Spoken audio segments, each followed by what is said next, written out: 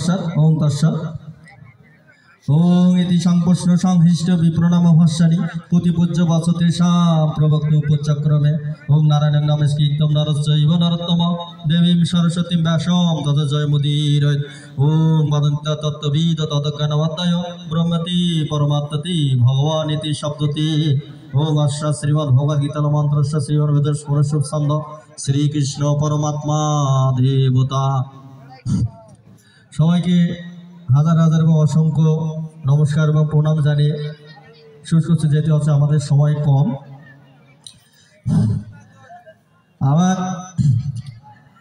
আমি হচ্ছে এই গীতার হচ্ছে মানে বাজারে অনেক হচ্ছে গীতা আছে, আমি শুধু হচ্ছে কিছু কথা বলার জন্য গীতা হচ্ছে আমি এখানে হচ্ছে বৈজ্ঞানিক বিশ্লেষণ লিখছি। আমার গীতার বইটার নাম হচ্ছে শ্রীমদ্ ভগবদ গীতা সর্বশ্রেষ্ঠ বিজ্ঞান। এবং হচ্ছে এই গীতার হচ্ছে বিশ্লেষণ করার হচ্ছে প্রধান কারণ হচ্ছে আমি হচ্ছে গীতাকে আশ্রয় করে অনেক কিছু জিনিস হচ্ছে পেয়েছি। আমি বিবাহিত জীবনে প্রায় 7 বছর হচ্ছে সন্তানহীন ছিলাম এবং হচ্ছে দেশে এবং বিদেশেও চিকিৎসা করে হচ্ছে এক সময় আমি ব্যর্থ হয়েছিলাম। তারপরে আমি হচ্ছে ছোটোবেলায় হচ্ছে এক সময় আমি প্রতিজ্ঞা করেছিলাম যে গীতার হচ্ছে 700 শ্লোক হচ্ছে আমি মুখস্থ করব। মানে তখন আমি হচ্ছে আমার হচ্ছে ভুলটা হচ্ছে উপলব্ধি করতে পেরেছিলাম যে আমি যে কথাটা বলেছিলাম সেটা না করার কারণেই যেন আমার হচ্ছে এই ভোগান্তিটা হচ্ছে। সেই জন্য হচ্ছে আমি শ্রীমদ্ ভগবদ গীতার 700 শ্লোক হচ্ছে মুখস্থ করি এবং হচ্ছে সেই সাথে হচ্ছে শ্রীমদ্ ভগবদ গীতার হচ্ছে 700 শ্লোকের হচ্ছে আমি একটা হচ্ছে অ্যাপস তৈরি করি। করার পরে আমার স্ত্রীকেও হচ্ছে ওই অ্যাপসের মাধ্যমে হচ্ছে শ্রীমদ্ ভগবদ গীতা পড়ানোর পরেই আবার হচ্ছে আমরা হচ্ছে সন্তান লাভের জন্য হচ্ছে চিকিৎসা করতে যাই। তারপরে তখন আমি হচ্ছে সফল হয়েছি এবং আমার একটা ছেলের সন্তান হয়েছে, তার নাম হচ্ছে ঋত্বিক রায় এবং হচ্ছে ছেলের বয়স হচ্ছে এখনো 2.5 বছর পূর্ণ হয়নি, 2 বছর 5 মাস। তাহলে গীতার হচ্ছে কি গুরুত্ব আছে, মাহাত্ম্য আছে, আমি সেটা হচ্ছে উপলব্ধি করতে পেরেছি।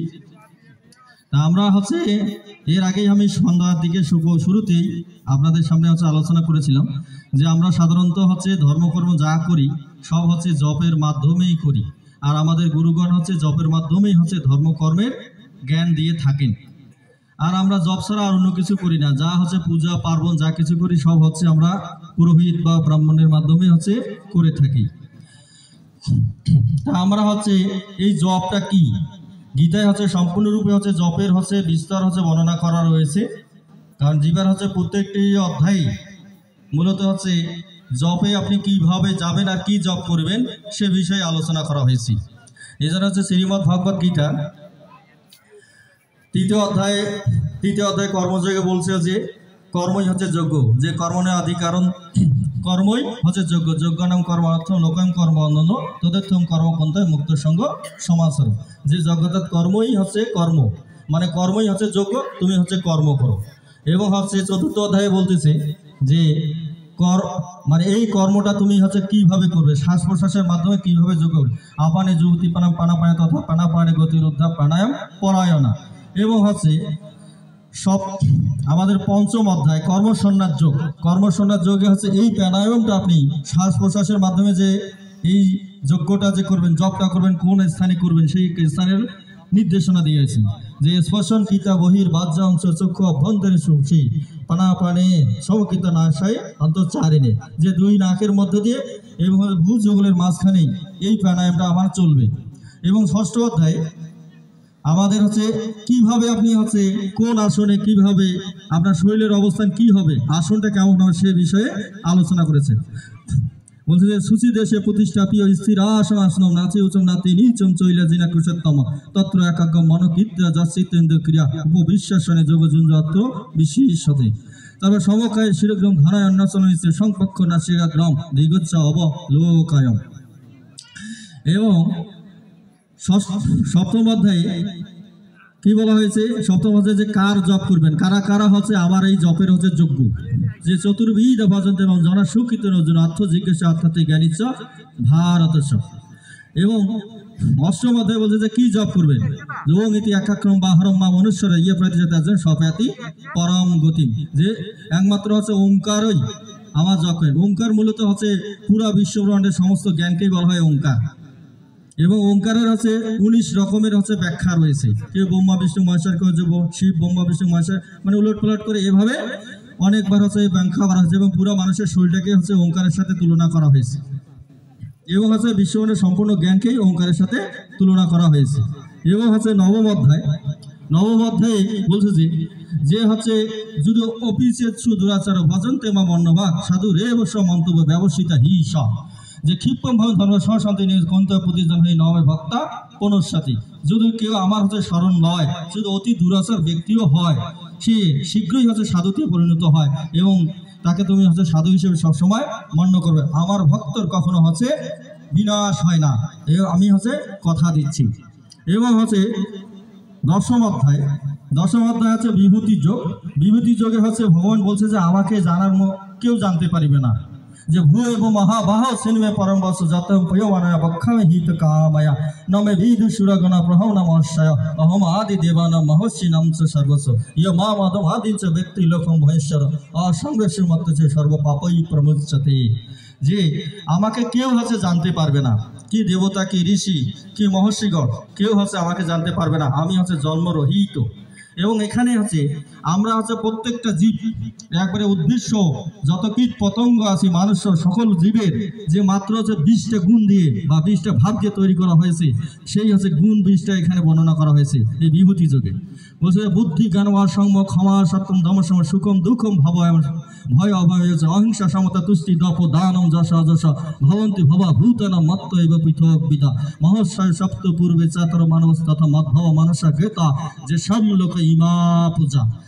এবং এখানে বলছে যে এই যে একটু আগে আমাদের ভিউরাম দা হচ্ছে সুন্দরভাবে বললেন যে দেবতা এবং হচ্ছে পরমেশ্বর, দেবতা এবং পরমেশ্বরের মধ্যে কোনো হচ্ছে পার্থক্য আমরা হচ্ছে বিশেষভাবে কোনো খুঁজে পাই না। আমার সেই কথা এখানে বলছে যে এতম বিভূতি যোগন ইয়ে মাম ব্যক্তি তত্ত্ব কল্পনা যোগজুঞ্জনাথ তত্ত্ব সংসার, যে আমার বিভূতি এবং আমার হচ্ছে সাথে যুক্ত থাকবে, আমার ভজনা করবে, তারা হচ্ছে আমাকেই হচ্ছে লাভ করবে, এতে কোনো সংশয় নাই। এবং হচ্ছে এইখানে হচ্ছে যে যজ্ঞ হচ্ছে জপ যজ্ঞকে শ্রেষ্ঠ যজ্ঞ বলা হয়েছে, যে মহর্ষি নাম ভিগু রহম গিরামস্মী এক অক্ষরম যজ্ঞ নাম জপ যজ্ঞ স্তরবনম হিমালয়, যজ্ঞ সময়ের মধ্যে জপ যজ্ঞ হচ্ছে শ্রেষ্ঠ। মনীষীর মধ্যে আমি হচ্ছে ভিগু এবং পর্বত সময়ের মধ্যে আমি হচ্ছে হিমালয় পর্বত। এবং এরপরে হচ্ছে আমাদের হচ্ছে দ্বাদশ একাদশ অধ্যায় বিশ্বরূপ দর্শন। বিশ্বরূপ দর্শন মানে হচ্ছে ব্রহ্ম দর্শন, মানে সৃষ্টিকর্তাকে লাভ। এই সৃষ্টিকর্তাকে লাভের পরে এই যে বলছে শেষ অধ্যায় শেষ শ্লোক চলছে মত কর্ম কীত পরম মত ভক্ত সঙ্গবর্জ নির্ভয় সর্বভূতম সমামেতি পাণ্ডব, মানে এই শ্লোকের পরে গীতারের আলোচনা করার কোনো প্রয়োজন ছিল না। তারপরে পরবর্তী অধ্যায়গুলো আলোচনা করার কারণ কি? কারণ হচ্ছে যাতে হচ্ছে মানুষের মন থেকে ভগবানের বিচ্যুতি না হয়। সিদ্ধি লাভ করার পরে অনেক মানুষ হচ্ছে কি বিপদগামী হয়, এই বিপদগামিতা থেকে রক্ষা পাওয়ার জন্য পরের অধ্যায়গুলো আলোচনা করা হয়েছে। যেমন রাবণ সিদ্ধি লাভ করার পরে কিন্তু অসুরত্ব লাভ করেছিলেন, তার পূর্বে কিন্তু উনি ব্রাহ্মণেই ছিলেন, এবং আরো অনেকেই। এবং হচ্ছে দ্বাদশ অধ্যায় হচ্ছে ভক্তিযোগ। ভক্তিযোগে আমাদের হচ্ছে যে আমরা হচ্ছে সকার ও নিরকার, যে মানে আমাদের সকার এবং নিরাকার, এবং সকার না হলে যে আমরা হচ্ছে তার মধ্যে ভক্তি আসে না, সে বিষয়ে বলছে ক্লেশ অধিকতর অবাক্ত আসে অবাক্ত হি গতির দুর্জন দেহের মধ্যে ব্যাপতে। তারপরে একটা প্রশ্ন, যে আমরা জানি না, আমাদের যখন প্রশ্ন করা হয় যে আমাদের সৃষ্টিকর্তাকে, হিন্দু ধর্মের প্রতিষ্ঠাকে, সেটা গীতায় হচ্ছে সুন্দরভাবে ব্যাখ্যা করা হয়েছে এবং হচ্ছে ভগবান স্বীকার করেছেন। এবং আমরা কোনো শাস্ত্রের মাধ্যমে হচ্ছে সেটা হচ্ছে বলতে পারি না, এবং মুখে আছে আমাদের তখন অন্য কিছু জিনিস হচ্ছে যুক্ত হয়, আমরা হচ্ছে তখন হচ্ছে মুখ এবং বোবা হয়ে যাই। হচ্ছে গীতার হচ্ছে চতুর্দশ অধ্যায়ে সর্বশেষ যে শ্লোকটা আছে 27 নম্বর শ্লোকে ভগবান বা পরমেশ্বর সৃষ্টিকর্তাই যে সনাতন ধর্মের প্রতিষ্ঠা, সেটা এখানে হচ্ছে উনি প্রমাণ সহ হচ্ছে বলে গেছেন যে ব্রাহ্মণ হি প্রতিষ্ঠা হম অমৃত শস্য বয়স্য সাতশস্য ধর্মস্য সুখস্য কান্তিকস্য। আমাদের অনেক শিক্ষিত ব্যক্তি এবং পণ্ডিত ব্যক্তিরাও হচ্ছে বলতে পারে না যে আমাদের ধর্ম প্রতিষ্ঠা, বলে যে মুনি ঋষিরা হচ্ছে আমাদের ধর্মের প্রতিষ্ঠাতা, সেটা গবেষণার সাথে বলে, কিন্তু হচ্ছে প্রমাণ সহ কোনো শাস্ত্রের রেফারেন্স দিয়ে হচ্ছে বলতে পারে না। তারপর বলছে যে ভগবান বলছে যে হচ্ছে আমাদের হচ্ছে ভালো মানুষ হইতে হবে। নবম অধ্যায় বলছে মদ মনা ভাব মদ ভক্ত মদ জাজিমাম নমস্বর মহাবশ্যে যুক্ত মদ পরায়ণ। আমরা হচ্ছে এখানে মারা আছে যে আমরা সবাই হচ্ছে সোনার গয়না ব্যবহার করি না? তাহলে সোনার গয়না দেখবেন যে সোনার হচ্ছে যোজনী হচ্ছে 1 এবং 3 এবং সোনার হচ্ছে গলনাঙ্ক হচ্ছে 1064°C এবং সোনার সাথে দেখবেন যে অন্য জিনিস না মেশানো পর্যন্ত সোনার গয়না তৈরি করা যায় না।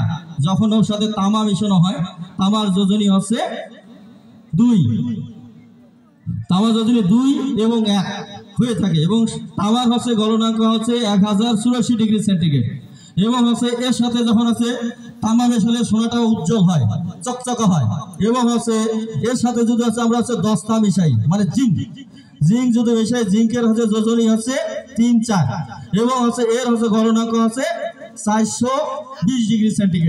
দেখেন এইখানে আছে যোজনী কিন্তু কাছাকাছি, যতক্ষণ না পর্যন্ত কাছাকাছি বৈশিষ্ট্য সম্পন্ন লোক না হয় ততক্ষণ তাদের মধ্যে কখনো ভাব ভালোবাসা হয় না।